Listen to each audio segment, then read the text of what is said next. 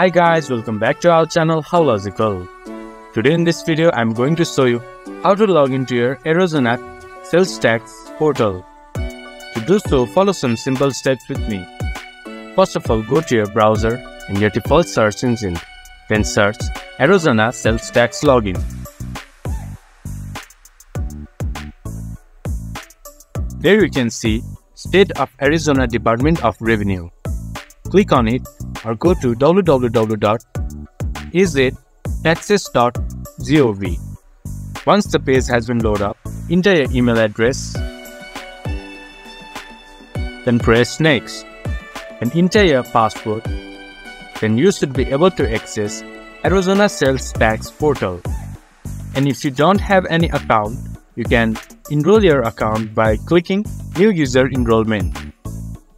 This much for today's video. If you guys find our video helpful, please leave a like and comment. And do not forget to subscribe our channel and hit the bell icon. I'll see you guys again in our next video. Thank you.